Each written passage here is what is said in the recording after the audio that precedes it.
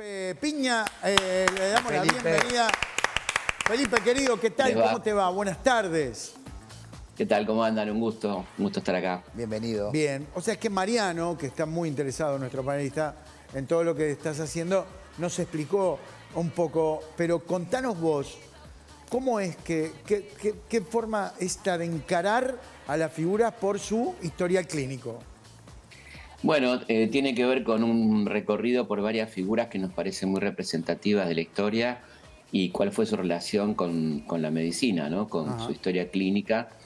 Y también qué pasaba con la medicina en el momento que les tocó vivir a cada uno de ellos, ¿no?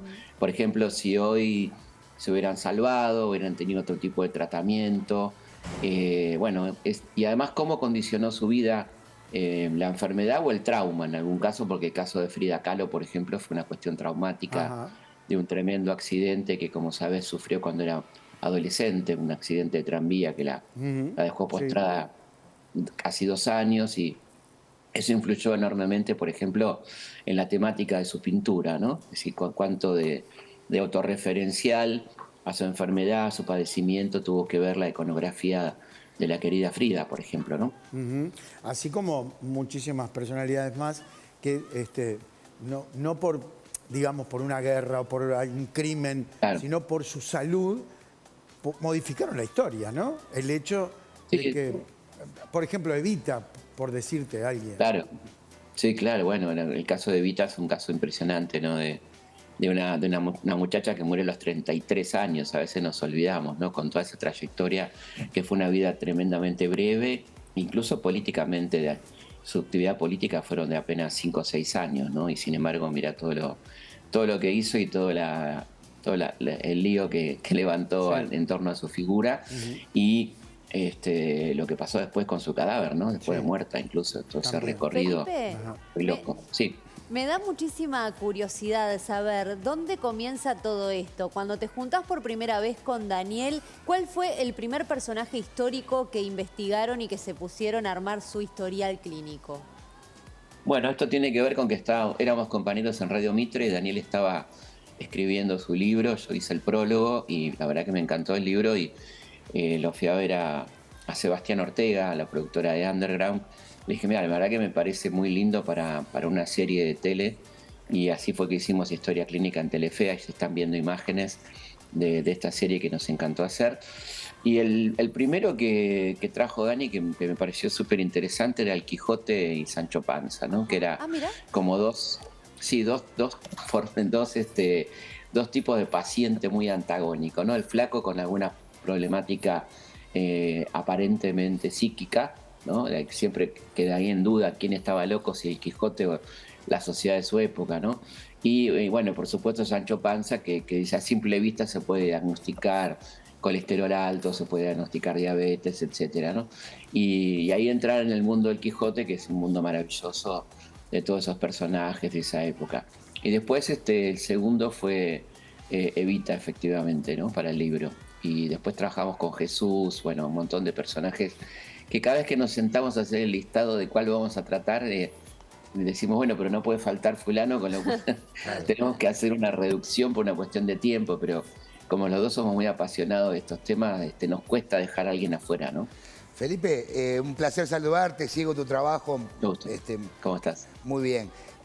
La historia en sí no se preocupa demasiado de las enfermedades. O sea, la historiografía, el trabajo que ustedes los historiadores hacen, murió y murió. En batalla o no, pero tal vez por... Sí. ¿Esto te llevó a darle más caudal a tu trabajo histórico sobre las enfermedades y la muerte de los conocidos, sobre Sí, todo?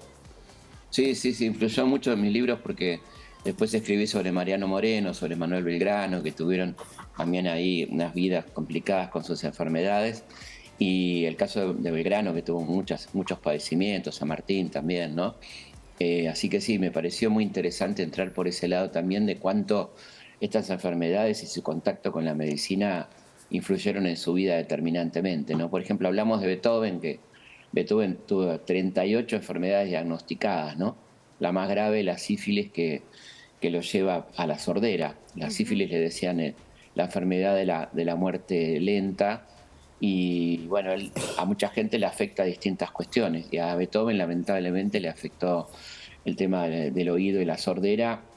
Y como bien sabés, la mayoría de las sinfonías las compuso en estado de sordera absoluto, ¿no? Y ahí contamos un poco, Dani, en el espectáculo, demuestra a la gente cómo es que componía Beethoven con un sistema de vibraciones muy complejo eh, sobre el piano, una cosa tremenda, ¿no? Cuando uno piensa que había que armar las partituras de todos los músicos, de los cantantes, los solistas, y eso lo hizo Beethoven en estado de sordera absoluta, ¿no? Así que Increíble. es muy impresionante eso. Ya que estamos hablando de oídos y de músicos, el tema del oído absoluto, ¿te dice algo de la salud de la persona?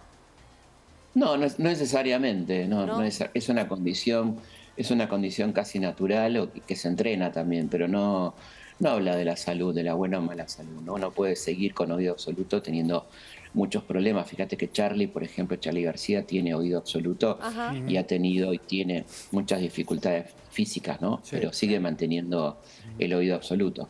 Ok. Felipe, y volviendo un poco a esto de la elección de los personajes que después aparecen en el show que va a ser el 7 de abril en el Teatro Estela, no sé si lo dijimos, apareció algo nuevo o relativamente nuevo que es Sí. la tragedia de los Andes, que está muy Sí. en boga Sí. y que por supuesto en nuestro país muchísimo más.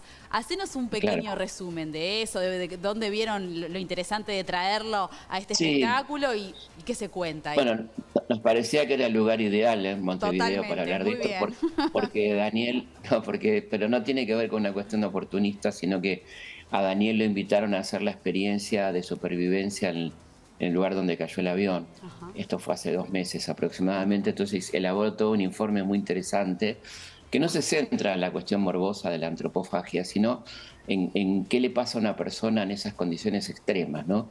¿Quiénes están en condiciones de resistir, quién no? ¿Qué pasa psicológicamente? Donde además del dolor físico, el frío, está la pérdida de seres queridos, bueno, todo lo que ocurrió ahí, que nos pareció súper interesante para incluir dentro del espectáculo también, ¿no? Todo lo que fue la tragedia, que la verdad que está en buena hora, que ya ha hecho una muy buena película, me parece, con excelentes actores y me parece a mí con mucho respeto también, ¿no? Felipe, No ¿por sé dónde? cómo la vieron ustedes, pero a mí me Sí, pareció... totalmente de acuerdo. excelente. Es Sí. impresionante. Felipe, te quería consultar, ¿por dónde comienzan a armar esa historia clínica con personajes o personalidades que son de hace muchos años, en donde no hay una documentación certera en la que puedan ver el diagnóstico o qué le vio un médico si lo trató o si llegó a ser atendido por un médico? ¿Por dónde se buscan esas Sí. cosas? Bueno, se buscan porque en general esta gente tenía la buena costumbre de la correspondencia, ¿no? Cosa que Ajá. lamentablemente hemos perdido. Y en esa correspondencia siempre había algún dato médico de cierto padecimiento, de cierto medicamento que se estaba tomando, de cierto trastorno. No, se ve que primero que había muy pocas posibilidades de calmar esos dolores, entonces eran pregnantes, ¿no? De la situación en la que estaba el que escribía y el correspondiente, el que recibía esa carta. Entonces ahí hay un documento de primera mano muy interesante, ¿no? De muchos de ellos hay autopsias, Ajá. por ejemplo, de Beethoven hay autopsia, donde tenés una cantidad de información muy impresionante de toda la historia clínica, te diría, ¿no? El caso de Beethoven era un tipo bastante poco afecto a tratarse, así que quizá una de las fuentes más importantes son sus cartas y la autopsia final, ¿no? que determina un poco la causa de su muerte.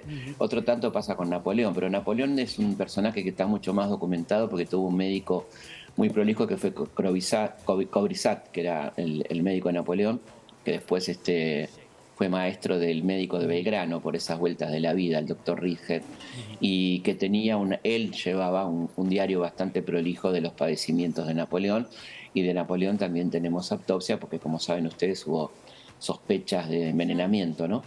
Y que después fueron algunas descartadas porque aparecía arsénico en el pelo, pero también eso podría tener que ver con algún tipo de tratamiento capilar, ¿no?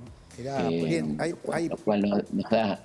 Viste, bueno, viste como es como hay en nuestro trabajo mucho de detective también, Está bueno. ¿no? Entonces, Claro. Tengo, por supuesto. tengo ahora que estás nombrando y estás hablando de todo esto, se me vienen 1000 nombres a la cabeza. Uno de ellos, no te quiero preguntar por el que te voy a decir ahora, te quiero preguntar por otro, pero uno de ellos es Rasputín, que es todo un Sí, misterio, claro. todo un misterio. Sí. Sí. Lo que Rasputín no lo mataba nada.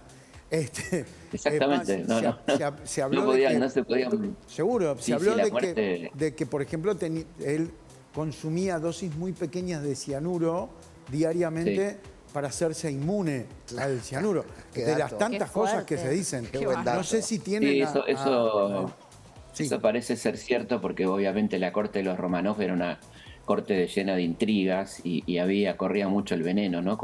Sí. Como corrían muchas cortes europeas, y entonces él parece que logró cierta inmunidad, pero después incluso en el momento que lo matan tiene una supervivencia increíble a todo tipo de intentos de asesinato. Es tremendo. Qué increíble. No moría, parecía inmortal, un tipo que fue nefasto, ¿no? Que enloqueció a toda la familia imperial rusa, que manipuló a la zarina con el tema de la enfermedad del hijo, ¿no? Tuvo es verdad. una crueldad impresionante, Pero, además de Felipe, mucho de lujuria y todas esas cosas que a la gente le encantan, ¿no? Sí. Las historias de Rasputín.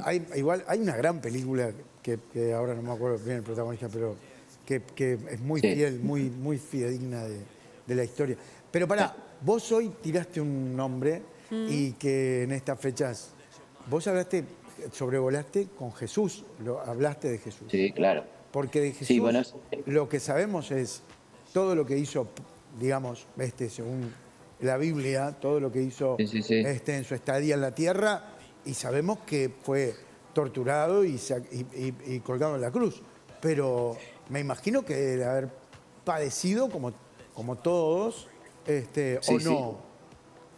Sí, claramente, ahí nos ocupamos mucho de la cuestión de cómo muere Jesús, ¿no? De donde por supuesto hay muchos mitos, es decir, el clavo nunca pudo estar aquí en la mano, ¿no? En la Perfecto, palma de la mano, porque eso era imposible, porque ningún cuerpo no resiste la palma, es una zona de cartílago desgarra. que Ajá. se clavaba habitualmente en esta zona, no sé si lo pueden ver, en la zona de la muñeca, Sí. donde hay huesos firmes. Así que la crucifixión, que era un método de asesinato por asfixia, la persona terminaba muriendo de dolor, por supuesto, pero básicamente la causa de muerte era la asfixia.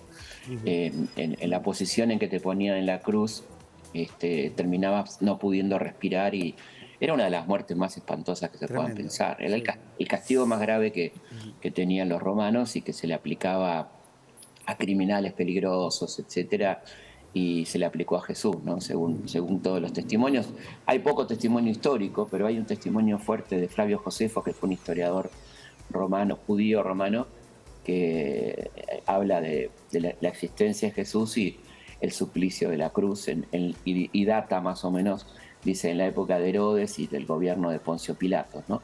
Hay algunas diferencias temporales, por ejemplo, porque quizá en esta cuestión de querer emparentar a Jesús con David, como que era un heredero directo de David, lo hacen nacer en Belén en un año determinado, y eso no coincide con la historia, porque en el Nuevo Testamento se dice, nació en el momento del censo, y el censo se hizo 6 años antes del año 0, ¿no? Así que hay algunas discordancias que tienen que ver también con que los escritos evangélicos son apologéticos, ¿no? Y más bien tratan de agregar situaciones que no tienen que ver con la historia, pero sí con la fe. Entonces, yo creo que hay que separar por un lado la fe y por otro lado la historia, lo que tiene que ver con un tema tan delicado como la historia religiosa de Jesús, ¿no?